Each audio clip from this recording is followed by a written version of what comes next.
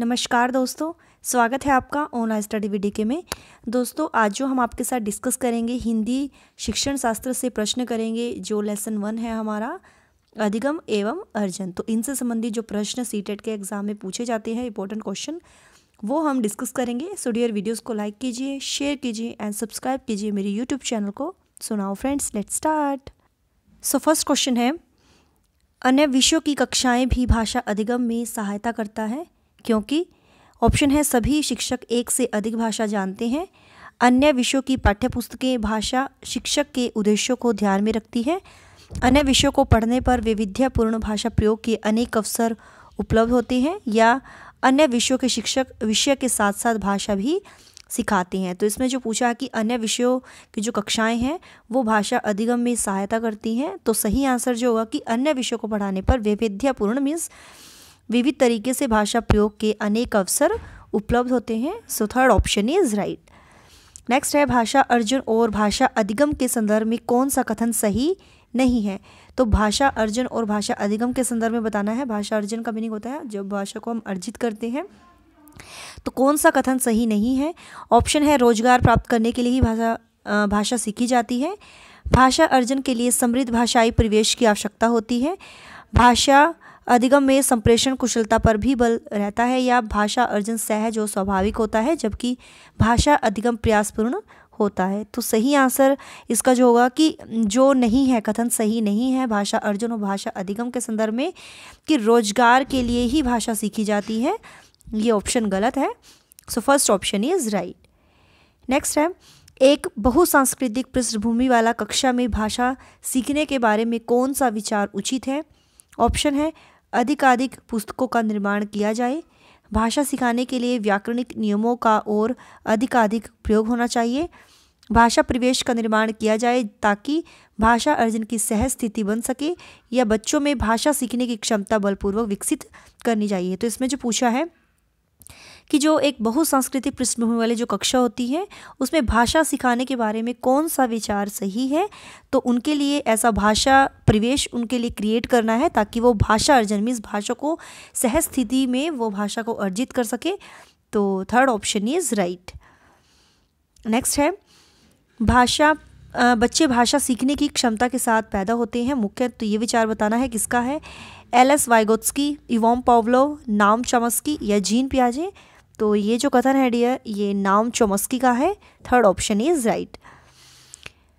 प्राथमिक स्तर पर बच्चे किस प्रकार की कविताएं पसंद करते हैं। तो प्राइमरी लेवल पर बच्चे छोटे होते हैं।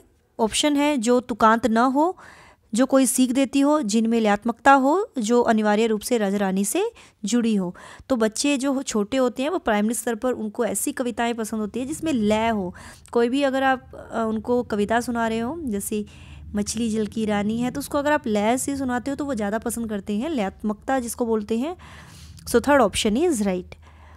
नेक्स्ट है, भाषा सीखे जाने के क्रम में वैज्ञानिक पड़ताल भी साथ साथ चलती रहती है, यह कथन किसका है।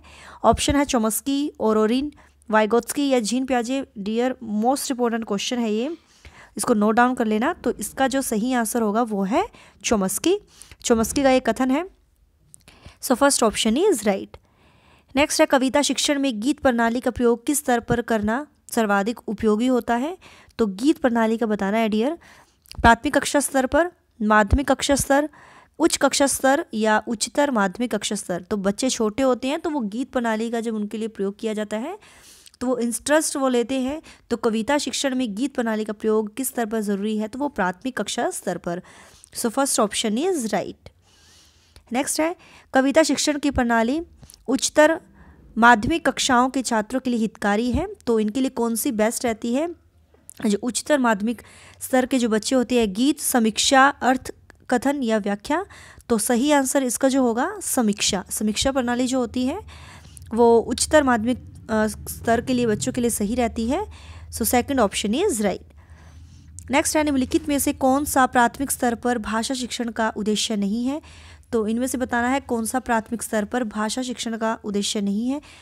फर्स्ट ऑप्शन है शब्द भंडार की वृद्धि करना, लेखन में सृजनात्मकता व मौलिकता का विकास करना, अपठित रचना का सारांश लिख सकना या संक्षिप्त जीवनी लिख सकना। तो 9th का सही आंसर जो होगा डियर, जो भाषा शिक्षण का उद्देश्य नहीं है प्राइमरी स्तर पर, तो वो है अपठित जो रचना है उसका सारांश लिख सकना। तो ये भाषा शिक्षण का उद्देश्य नहीं है। So third option is right.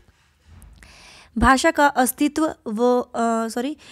अस्तित्व एवं विकास समाज के बाहर नहीं हो सकता, यह कथन किसका है? ऑप्शन है चॉम्स्की, ओरोरिन, वाइगोत्स्की या जीन पियाजे। तो डियर सही आंसर इसका जो होगा 10th का वो है ओरोरिन।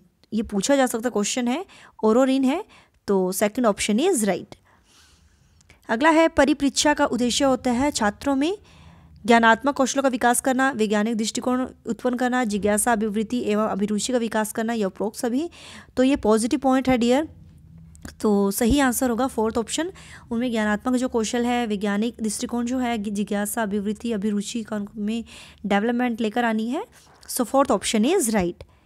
नेक्स्ट है निम्नलिखित में से कौन सा मनोवैज्ञानिक तत्व द्वितीय भाषा सीखने की प्रक्रिया को प्रभावित करता है? सेकंड लैंग्वेज को, अभिवृत्ति एवं अभिप्रेरणा, सीखने वाले के प्रति शिक्षक का रवैया, माता पिता अभिभावक से मिला प्रोत्साहन, या उपरोक्त सभी। तो सेकंड लैंग्वेज जब हम सीखते हैं तो उसकी प्रक्रिया को जो प्रभावित करता है तो वो आपका मोटिवेशन भी होता है, और सीखने वालों के प्रति जो शिक्षक का रवैया होता है, बिहेव होता है, और जो आपके पेरेंट्स से आपको जो प्रोत्साहन मिलता है, तो ये प्रभावित करता है मनोवैज्ञानिक जो है ये तत्व।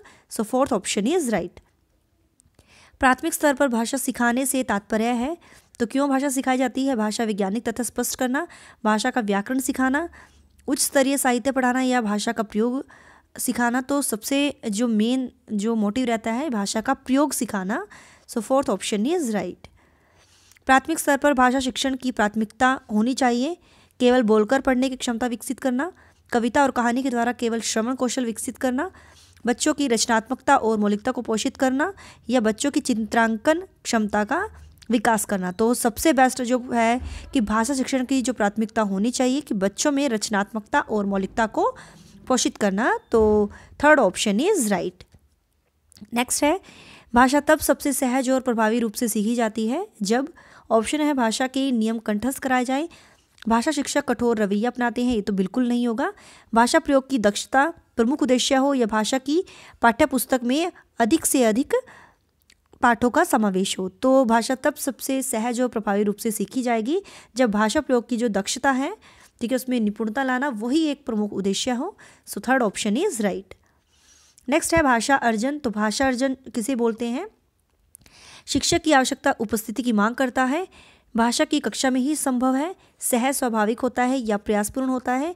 तो भाषा अर्जन जो है डियर वो है सहज स्वाभाविक होता है। So third option is right. भाषा अर्जन के संबंध में कौन सा कथन उचित नहीं है? तो बताना है भाषा के नियम सीखे जाते हैं, परिवेश से प्राप्त भाषिक आंकड़ों के आधार पर सहज रूप से भाषिक नियम बनाए जाते हैं, भाषा अर्जन में भाषिक परिवेश महत्वपूर्ण होता है, या इसमें सामाजिक परिवेश विशेषताओं को सहज रूप से आत्मसात किया जाता है। तो इसका जो सही आंसर होगा कि भाषा अर्जन के संबंध में कौन सा कथन उचित नहीं है? तो उचित नहीं है तो वो हमें बताना है। तो फर्स्ट ऑप्शन सही होगा डियर कि भाषा के जो नियम हैं वो सीखे जाते हैं, ये कथन उचित नहीं है। So first option is right. बच्चे विद्यालय आने से पूर्व भाषा के चारों कौशलों पर पूर्ण अधिकार रखते हैं, अपनी भाषा की नियमबद्ध व्यवस्था की व्यावहारिक कुशलता के साथ आते हैं, कोरिलेट होते हैं, या भाषा का समुचित उपयोग करने में समर्थ नहीं होते हैं। तो बच्चे विद्यालय आने से पूर्व उनकी जो भाषा की नियमबद्ध व्यवस्था है उसको व्यावहारिक कुशलता के साथ वो निपुण होते हैं उनमें, तो वो उस कुशलता के साथ वो आते हैं। So second option is right. अगला है भाषा सीखने के लिए कौन सा कारक सर्वाधिक महत्वपूर्ण है? तो भाषा कैसे सीखी जा सकती है? जब उसको समृद्धि भाषिक वातावरण मिलेगा, या भाषा के व्याकरण नियम वो जान पाएगा, पाठ पर आधारित प्रश्नोत्तर के आधार पर, या भाषा की पाठ्यपुस्तक। तो भाषा सीखने के लिए जो तत्व जो इम्पोर्टेंट माना जाता है, जब उसको समृद्ध भाषिक परिवेश में उसको ऐसा इन्वायरमेंट मिलेगा तभी वो एक सहज तरीके से स्वाभाविक तरीके से भाषा सीख सकता है। So first option is right.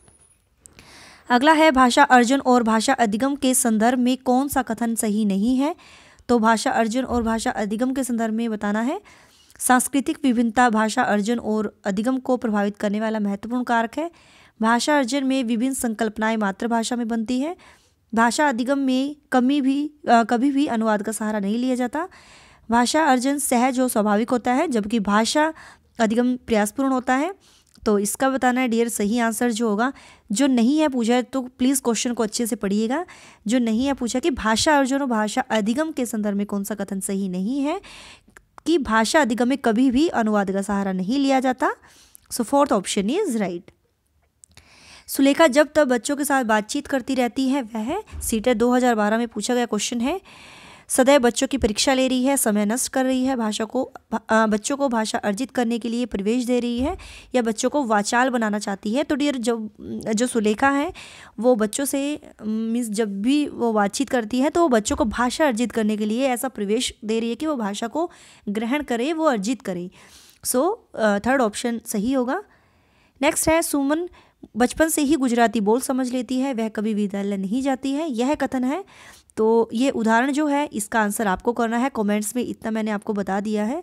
तो एक क्विज का क्वेश्चन है जिसका आंसर आपको करना है। ओके, भाषा अर्जन और भाषा अधिगम में महत्वपूर्ण अंतर है। तो भाषा अर्जन और भाषा अधिगम में महत्वपूर्ण जो अंतर है, भाषा की पाठ्यपुस्तक का, भाषा सीखने सिखाने की पद्धति का, भाषिक प्रवेश की उपलब्धता का, या भाषा का कठिनाई स्तर।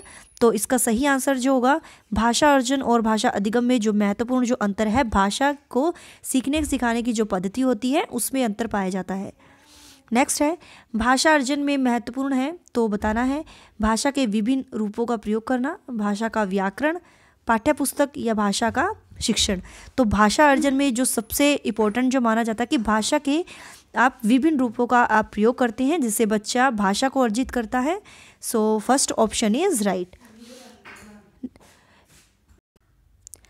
नेक्स्ट क्वेश्चन है बच्चे अपने परिवेश से स्वयं भाषा अर्जित करते हैं, इसका एक निहितार्थ यह है कि ऑप्शन है बच्चों को अत्यंत सरल भाषा का परिवेश उपलब्ध कराया जाए, बच्चों को बिल्कुल भी भाषा न पढ़ाई जाए, बच्चों को समृद्ध भाषिक प्रवेश उपलब्ध कराया जाए, या बच्चों को केवल लक्ष्य भाषा का ही परिवेश उपलब्ध कराया जाए। तो बच्चे अपने परिवेश से स्वयं भाषा अर्जित करते हैं, तो इसका निहितार्थ है कि बच्चों को समृद्ध भाषिक प्रवेश उपलब्ध कराया जाए। So third option is right. Next है अर्थ की गहनता को समझने में कौन सी पद्धति सर्वाधिक रूप से सहायक है। अर्थ को डीपली समझने में बताना है सस्वर पठन, मौन पठन, द्रुत पठन, या धीमा पठन। तो अगर आपको डीपली उसका अर्थ ग्रहण करना है तो मौन पठन मीन्स साइलेंट रीडिंग जो होती है सबसे बेस्ट रहती है, मन ही मन में पढ़ना। So second option is right. शब्दों के अर्थ स्पष्ट करने की अपेक्षाकृत ज़्यादा बेहतर पद्धति है शिक्षण द्वारा स्वयं अर्थ स्पष्ट करना, वाक्य प्रयोग द्वारा बच्चों को अर्थ का अनुमान लगाने का अवसर देना, शब्दकोश देखना, या शब्दों की व्याख्या करना। तो सही आंसर इसका जो होगा डियर, सही आंसर होगा कि वाक्य प्रयोग द्वारा बच्चों को अर्थ का अनुमान लगाने का अवसर देना। तो इसका जो ऑप्शन सही होगा second option is right. Okay, तो सेकंड ऑप्शन इसका सही होगा। तो डियर यही थे आज के जो इस लेसन्स के जो क्वेश्चंस थे। I hope you like this video. If you like this video so please do like, share and subscribe my YouTube channel. Till then bye bye, रब रखा, जय भोलेनाथ।